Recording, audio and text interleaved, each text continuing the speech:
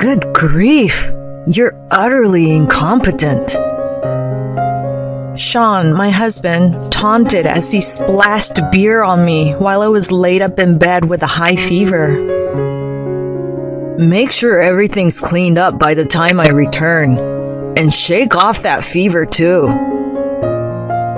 With that, he left me to attend his sister's wedding. Seizing this moment, I set in motion a plan I had been formulating for some time, leading to an unfortunate outcome for Sean. I'm Becky, a 30-year-old office worker. My husband Sean is 33 years old.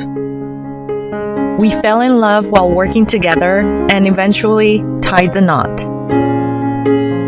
Sean and I started off as co-workers. He was my superior and responsible for my training.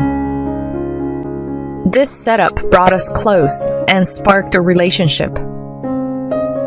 After 3 years of dating, we got married. As my senior at work, he would foresee the challenges I might face, prepping tasks and organizing meticulous resources for me. He was a really reliable colleague, but he could also be overly possessive. Every time I was working late or felt overwhelmed and tried to seek help from other seniors or managers, he'd interject. Why didn't you come to me earlier? As your mentor, you should be reporting to me constantly. Showing some anger towards my approach. From my perspective, solving issues independently without his assistance would foster my growth. Most importantly, I didn't want to cause him any inconvenience. That was the intent behind my actions. So I retorted, if I keep leaning on you, I'll be helpless when you're busy or not around. Well, you'll learn over time. As a newbie, it's better to rely on me, your mentor.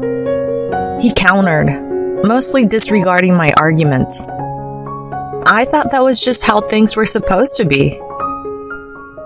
Initially, I depended on him for every little thing as he suggested, but I started doubting this dynamic and decided to privately discuss it with my manager.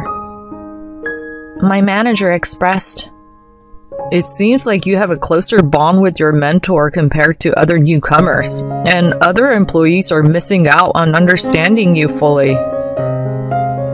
That's what I thought. I'll strive to be more self-reliant. Sean might be overly eager, as this is his first time mentoring. I don't think he's deliberately stunting your growth, so don't let it upset you. Oh, absolutely not. On the contrary, I feel truly sorry for imposing on him unknowingly. Following this conversation, my manager offered to have a chat with Sean regarding my training. I'm not sure if my manager had a word with him, but Sean approached me soon after. Did you speak to the manager? He had a discussion with me about your training. Oh? What did he say? That you should interact a bit more with the rest of the team. Oh, I see. Did you mention something to the manager? Are you not happy with my mentoring methods? His tone seemed accusatory, but naively, I thought he was just being possessive. However, this moment would soon haunt me. With time, I gradually started networking with other colleagues, and my progress was recognized. 2 years into the job, I was transferred to a different department and used this opportunity to step out of Sean's shadow. We started dating officially after he confessed his love for me. Being separated at work expanded my social circle, and our relationship struck a balance. We got married when I was 28 and moved into a property owned by my parents, but not in use. We hadn't lived together before getting married, and once we started sharing a home, Sean's true nature started to show.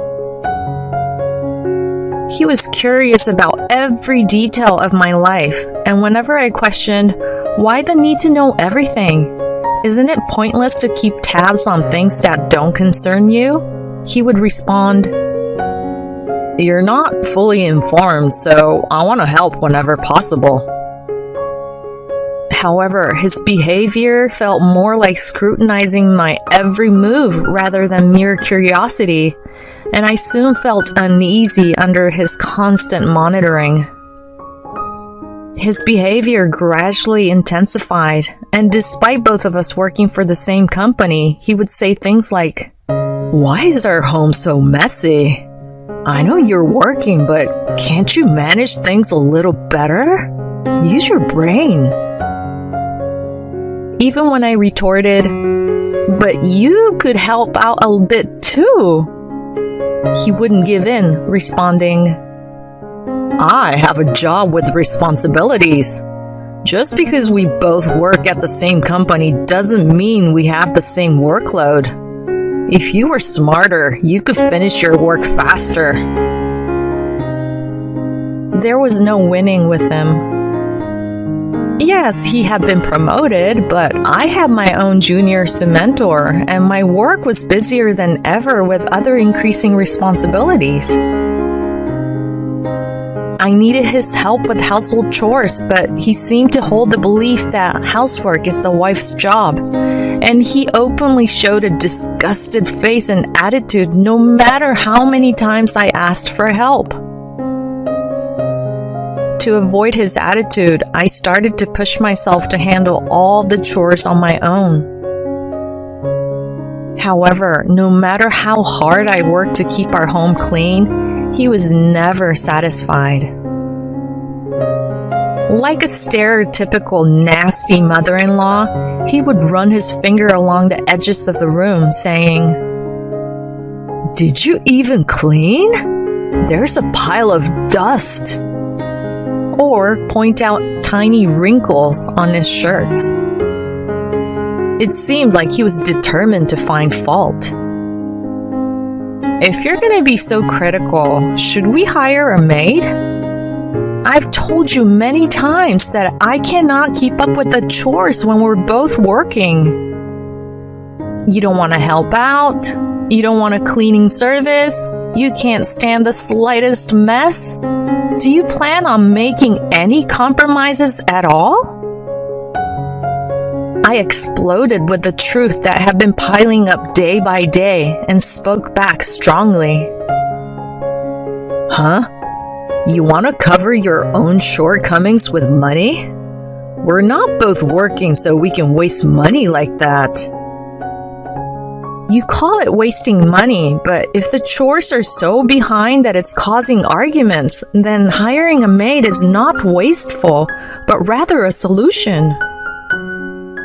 Despite hearing my reply, he glared at me with an expression that seemed to say that this conversation was going nowhere and said, "Fine, I'll help out with the chores when I have time," offering some sort of compromise. To me, frankly, I thought it would be reasonable for us to both share the chores equally since we were both employed, but for the moment, I accepted his offer.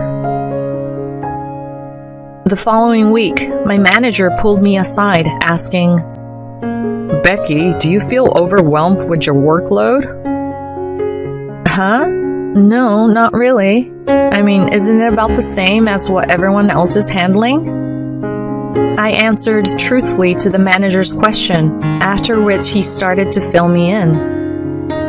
Sean, it seems, had been bragging in his department, saying, "Becky is swamped and exhausted. I want to support her, so I do the housework on my days off to give her a chance to rest." His superior, having heard this, was concerned and decided to verify this with my manager. Sean's superiors, who were aware of his overprotective demeanor when he was my mentor, appeared somewhat taken aback. I felt quite embarrassed by this, and my manager agreed to clear the air with Sean's superiors, saying, Well, it's a family matter, so I don't really want to say anything, but if it's related to work, it's a different story. In the end, Sean seemed to have received a verbal warning not to overshare personal information with his colleagues. I was stunned by his blatant lie about assuming responsibility for household chores on his days off. So, you've decided to handle all the housework on your off days? I asked Sean when he came home. So you went behind my back and talked to the boss about our issues. You're mixing personal matters with work, even getting the boss to caution me. You've lost your senses. Against his argument, I explained that it was he who brought home issues to the company and that I learned of his words when the manager asked me about my workload. Look, you can't even do chores efficiently, and you can't utter a single positive word about your husband in public? I brushed off his sarcasm and wrapped up the conversation by saying, "Let's cooperate in handling the household chores. I'll do as much as I can, and if there's anything you're not happy with, you do it." After this incident, his attitude got even worse. Despite his commitment to contribute to household chores, he barely did anything, like occasionally taking out the trash or washing his own dish, offering no substantial help.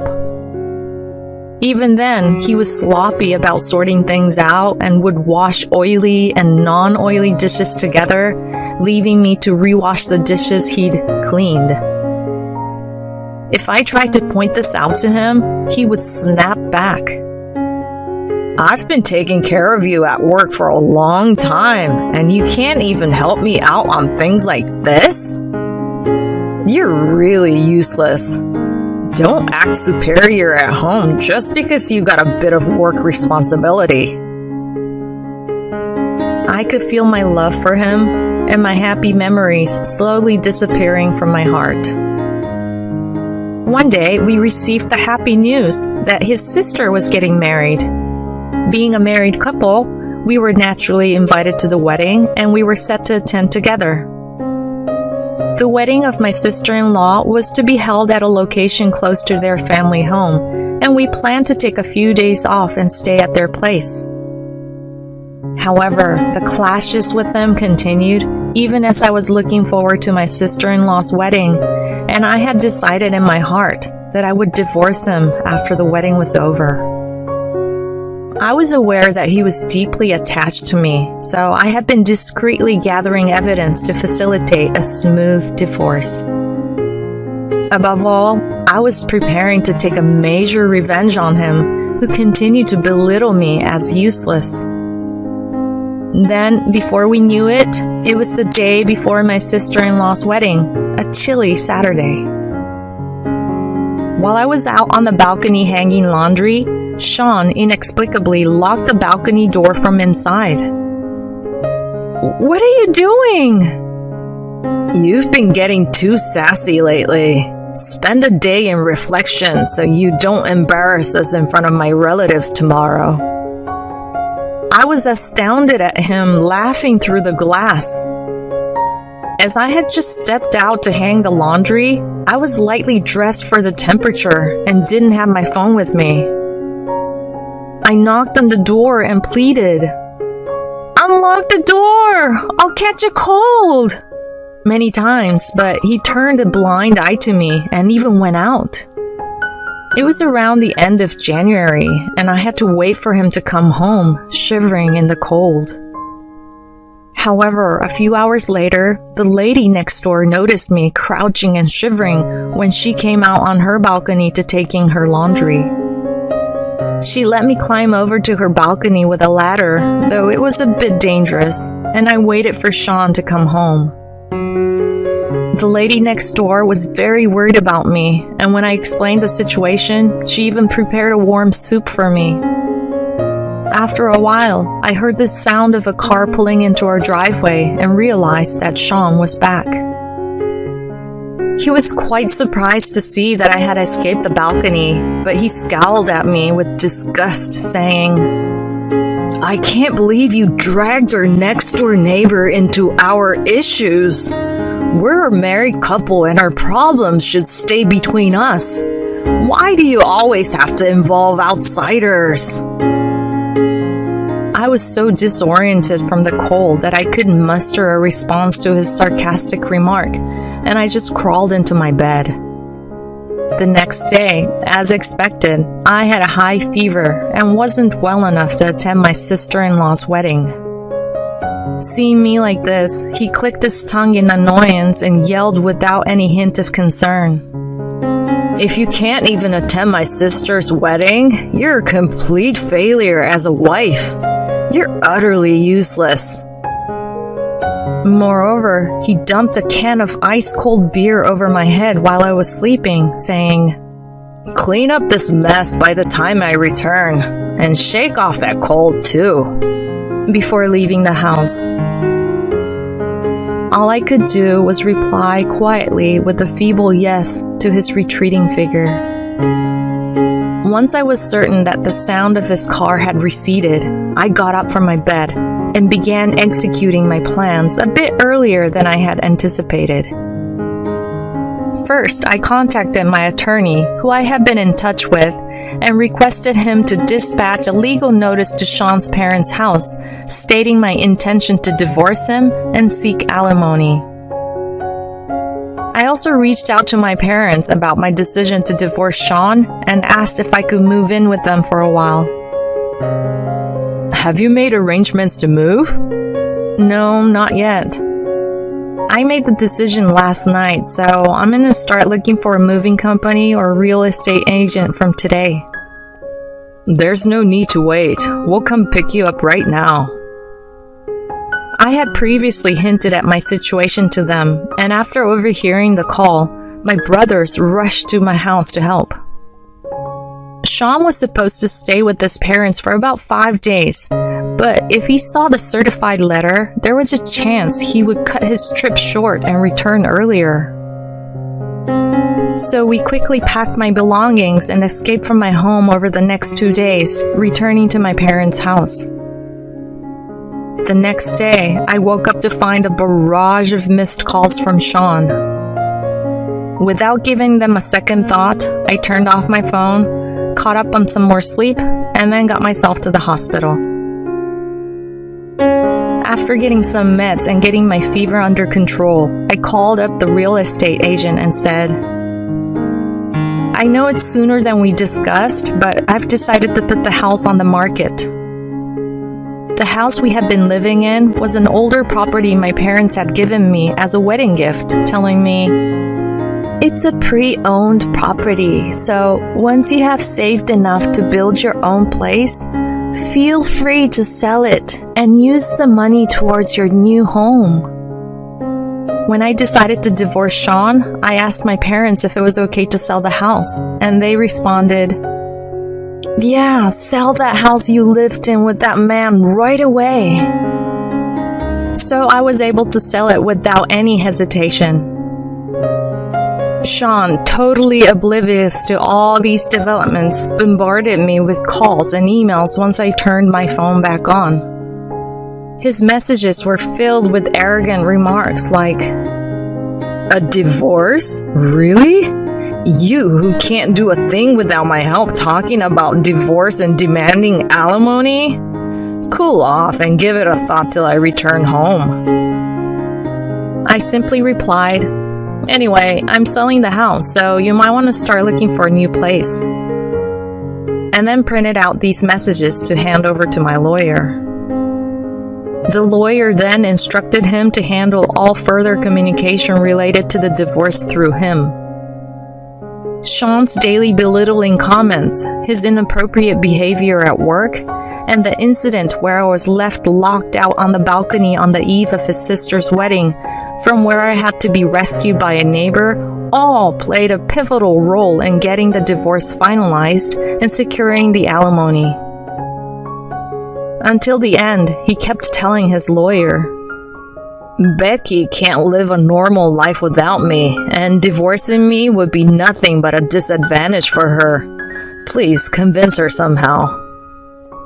So I had the lawyer tell him that I was capable of leading a much better life without him and that his presence in my life was unnecessary.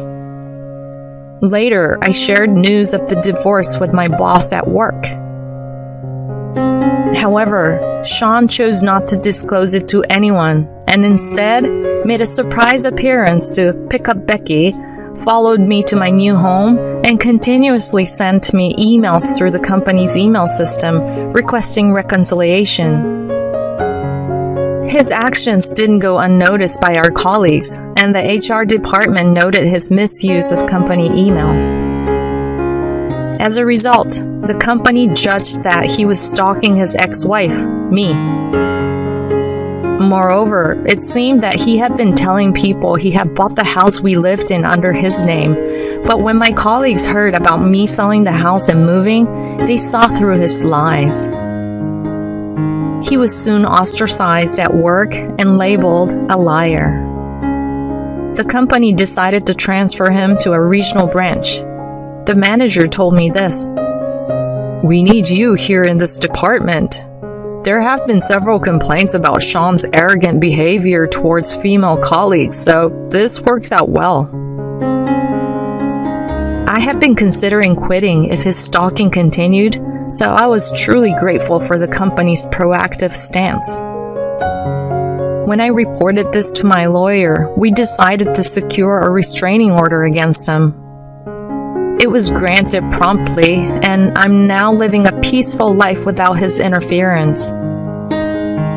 It seems that from my early days at the company, he had intended to shape me into a woman who would comply with his wishes, always trying to meet my needs in a way that would make me reliant on him while discouraging dependence on others. After I left the department, he apparently tried to exert similar control over another new female employee. However, she proved to be assertive, and he quickly gave up, redirecting his obsession towards me. When I learned from my lawyer about his manipulative mindset, it was shocking.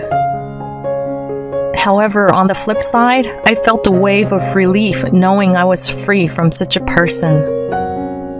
Now, my life isn't dictated by anyone. I can wholly dedicate myself to my work, and being single allows me to take shortcuts with house chores.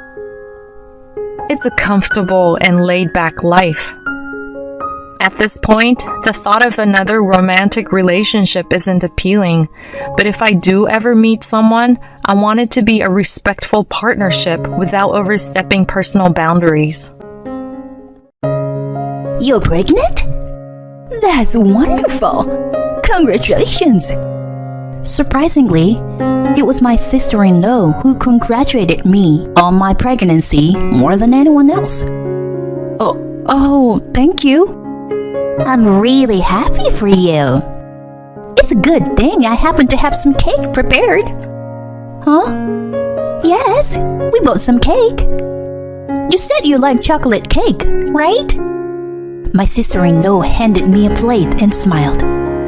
It was strange for my usually cold sister-in-law to suddenly become so kind. There must be some ulterior motive. Right after this, my sister-in-law would experience hell as a result of my actions. My name is Eve, and I am 29 years old. I work as a piano instructor at a music school centered in Chicago. After graduating from high school, I pursued a music degree, focusing on the piano. Well, I didn't have enough talent to become a professional, so I currently work as an instructor. I'm about to take a temporary leave from work because a new life is growing inside me. I met my husband John at this workplace as well. He works as a salesperson at the store. We bonded instantly because we had the same favorite artist. And after dating for 4 years, we got married 6 months ago. I had extensive discussions about this job and childcare leave with my husband. Hey, John, I'm thinking of taking childcare leave without quitting job. What do you think? In response to my question, my husband had a slightly troubled expression. Well, it's your first childbirth, so maybe it's better to be cautious, do you think? Cautious? I mean, not only childcare leave, but also whether you can really continue working at all. I have a promotion coming up, and if you quit your job, I can support us financially. Yeah, thank you, but I really love my job. Besides, it's not a physically demanding job, you know? So I think childcare leave should be enough. Well, that's true. Compared to a regular job, it might be less of a burden. I'll be driving to your work, so you won't have to worry about commuting. Exactly. And I want to work when I can, for the sake of our children, for their future. As I honestly expressed my feelings, my husband's expression gradually relaxed. While gently stroking my head, he spoke slowly. I see. If that's what you want, then I think that's the best choice. Really? Is it okay? Of course, if you want to work, I want to respect that. Just don't push yourself too hard. If you feel tired or overwhelmed, let me know right away. Sure. Thank you, John. And so, I decided not to resign and instead take childcare leave around the time of childbirth. Since it is still early in the pregnancy, I plan to find the right timing to talk to my workplace about it. A week later, my husband and I decided to visit his parents' house after a long time. We rarely go there, but we received a message from my mother-in-law asking us to visit occasionally. Why don't we usually visit my in-laws' house? It's simply because of my own wishes. You see, I strongly dislike my husband's sister, Ashley. Ashley is 35 years old, single, and still lives with her parents. She has a very distinct personality, for better or worse. I disliked my sister-in-law from the very first meeting. Eve, you have a face that seems to fawn over men. I still vividly remember these words spoken to me from the moment we met. No one has ever said such a thing to me before. Stunned by the impact, I was at a loss for words. And she mercilessly continued. Oh, did I hit the nail on the head? Huh? No, well, Just kidding. But you seem a bit cunning, don't you, Eve? The type that's disliked by other women, right? Well, I'm not sure about that. I don't know. So you don't have any female friends after all? Yeah, right. I get it. I'm also the type that gets along better with men. Ashley laughed while clapping her hands. I didn't understand what was so funny, but all I could do was smile politely. From that point on, every time we visited my in-laws, Ashley would find ways to bother me. I couldn't say anything to my husband or in-laws because I didn't want to worry them. Or rather, I didn't know what to say. An adult behaving like a mean-spirited middle schooler. How should I handle that? But there was one time when I couldn't bear it anymore and fought back against my sister-in-law. Only once in the past. It happened when my husband and my in-laws went shopping, leaving me alone at the in-laws' house. I was supposed to go with them, but I started feeling carsick on the way to the in-laws. So I decided to take a rest for a while. As I lay down in the guest room, the sliding door suddenly opened, and my sister-in-law stuck her head in. "Oh, hi, Ashley." As I responded that way, she changed her expression and started yelling at me. "What are you doing? Why are you sleeping?" I'm sorry. I got carsick on the way here and... Stop making excuses. Well, if you have time to sleep, why don't you clean? My room is a mess right now, Even if you say that, I'm not feeling well right now. Huh? Don't talk back to me. Hurry up and do it. Ashley grabbed my arm and pulled it forcefully, realizing that I would be forced to clean her room if I didn't do something. I mustered up my strength and shook off her grip. What do you think you're doing? As she shouted, I mustered up my energy and replied, Can't you understand my words? I said I'm feeling unwell, didn't I? Huh? So what? Your condition is none of my business. Please stop it. How insensitive can you be? Leave me alone. I've had enough. What did you say? Fine, whatever. You should just divorce my brother. You ugly bitch. After yelling at me, my sister-in-law stomped her way upstairs to her room. Oh no, what should I do? I got irritated and ended up talking back. Should I apologize later?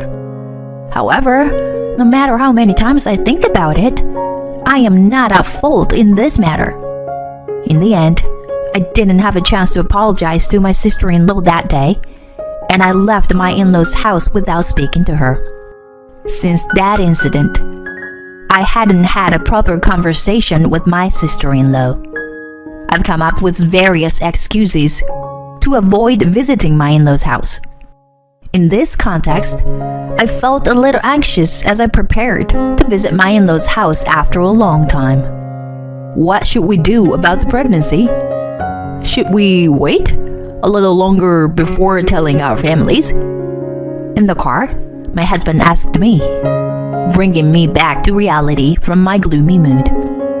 After thinking for a moment, I opened up to my husband about my feelings. It's still early in the pregnancy. Maybe it's better to wait until the stable period. Yeah, you're right. Okay, let's just visit them a bit today, and then go home. Okay, thank you. My husband always prioritizes my feelings over his own. If I were to talk to him about my sister-in-law, he would probably listen and offer advice. But I was too afraid to consult with him, as it might worsen the situation. Nervously, as I visited my in-law's house, my sister-in-law Ashley was sitting on the sofa watching TV. Hello, Ashley. It's been a while. Even though I greeted her, she didn't even turn around and gave a curt, "Yeah, whatever," in response. But she acted friendly and cheerfully towards my husband and our parents as usual. It was clear that she was changing her attitude only towards me. Do I have to apologize after all? I tried calling out to my sister-in-law again, but she didn't respond at all, not even making eye contact. In the end, nothing progressed that day, and I went back home. I planned to have a proper conversation with her when I visit next time to announce the pregnancy. A few months later, I safely entered the stable period and informed my workplace about the pregnancy. My colleagues congratulated me one by one. In that moment, I thought to myself, pregnancy is not just an event that the individuals involved celebrate, but also something that brings joy to those around them. I had a slight hope that my sister-in-law might be happy when her nephew or niece is born. With that tiny expectation in my heart, I headed to my in-law's house again with my husband. When I rang the doorbell, my mother-in-law greeted us with her usual kind smile. In the midst of tension, as we entered the living room, my sister-in-law was sitting on the sofa, as expected. "Oh, Ashley, hi." Summoning my courage, I spoke, and Ashley turned towards me with a smiling face. "Eve, it's been a while. You look well." Yeah, thanks." "And you seem a little plump. Could it be the happiness weight gain?" "Well, it might be." My sister-in-law responded without her usual snide tone, but rather in a nonchalant manner. Although it should have been something to be happy about, I couldn't accept it sincerely. Why is she being so nice today, all of a sudden? Wondering, I took a seat in front of my in-laws to start the conversation. We came here today because we have something important to discuss. Something important? My mother-in-law widened her eyes and asked. After an exchange of glance with my husband, I slowly began to talk. We're pregnant. I entered the stable period recently, so we wanted to share the news with you. Oh my! Really? What should I do? I'm sorry for the sudden announcement. No need to apologize, dear. I'm very happy. Beside my tearful mother-in-law, my father-in-law nodded and smiled. Then, my sister-in-law interjected. Is that true? Yes, I'm currently 6 months. You're pregnant? That's wonderful. Congratulations. My sister-in-law expressed more joy and excitement for my pregnancy than anyone else in the room. Feeling a bit overwhelmed by her enthusiasm, I mastered a smile. Thank you so much. Eve, I'm truly happy for you. Oh, it's a good thing I happened to prepare some cake. Let's celebrate. Huh, cake? My sister-in-law walked towards the fridge and presented some cake in front of me. You mentioned that you liked chocolate cake, didn't you? My sister-in-law smiled cheerfully as she offered me the only piece of chocolate cake among several other cakes.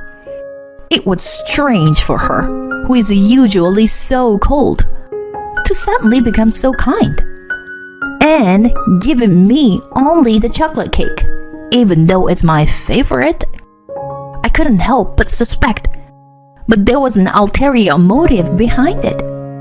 I picked up the fork beside my plate, intending to take a bite of the cake. However, I didn't miss the moment when my sister-in-law's mouth curled into a wide grin. The uneasiness within me turned into conviction. I set the fork down, and instead, I turned to my mother-in-law and spoke up. I'm sorry, but can I exchange my cake with yours? Upon hearing my words, my sister-in-law's face visibly contoured. Unaware of the situation, my mother-in-law smiled and offered her plate. Of course, dear. But Eve, I thought you liked chocolate cake.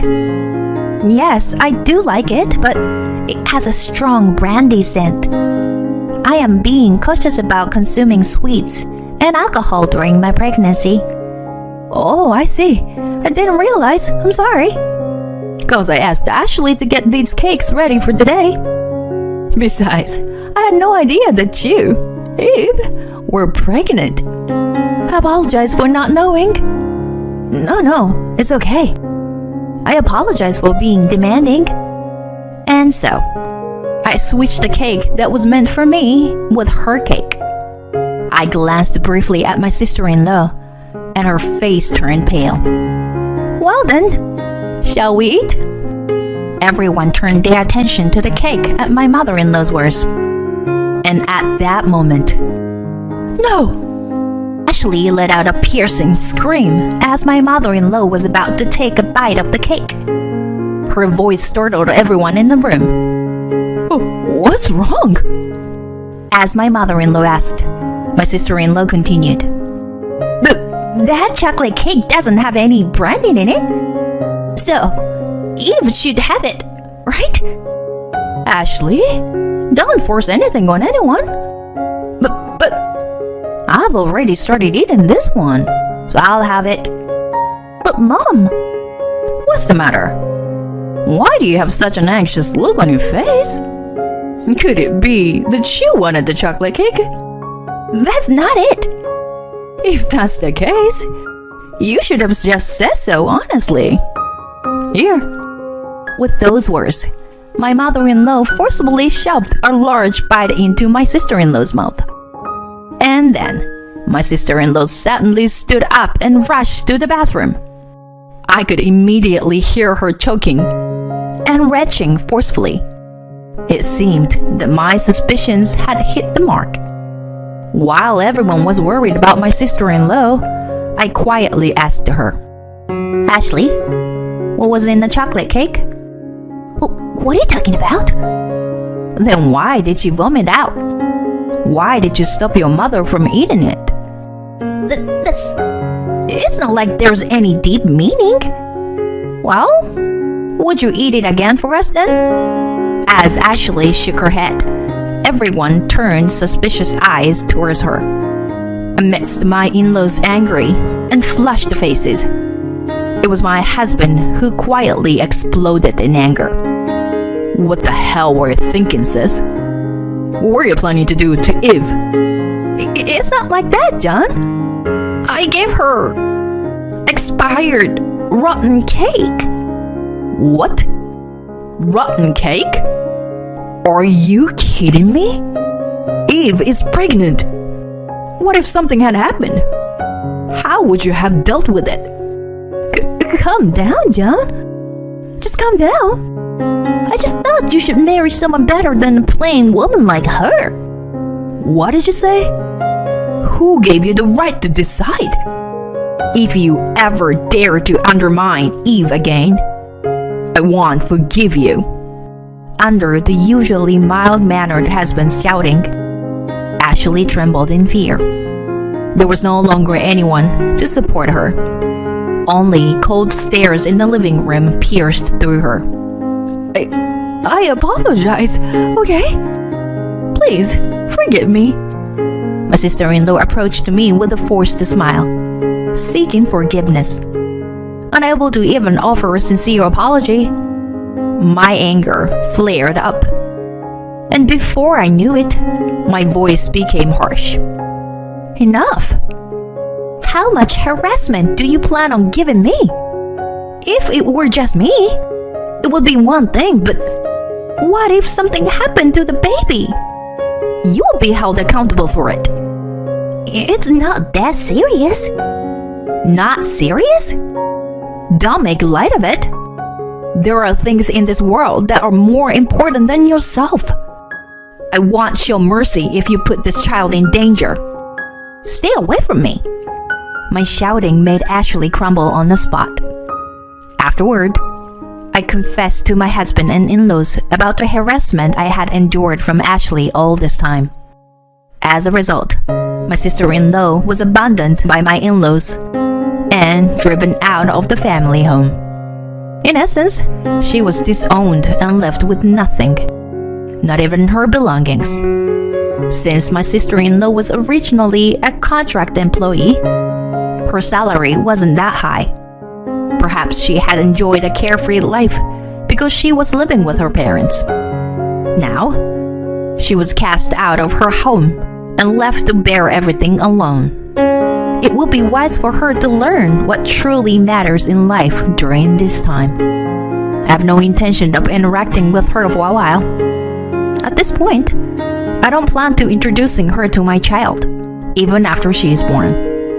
I'm sorry, Eve, for putting you through such a scary experience. My husband, with a remorseful look, embraced me tightly. Don't apologize. Thank you for protecting me. What are you saying? I'm always on your side, you know. From now on, I will always protect you and our child. You've already become such a reliable daddy. The due date is approaching soon. We're having a girl. Both my in-laws and my family, as well as everyone at my workplace, are eagerly awaiting the birth of this child. Honestly, deep down, I have a feeling that I want to introduce my niece to Ashley someday. After all, she will still be her biological aunt. But I need a little more time. When she has truly changed, and when I'm ready in my heart, I will surely let her meet my child. My husband understands my true intentions. With these thoughts in mind, I played the piano, directed towards my large belly.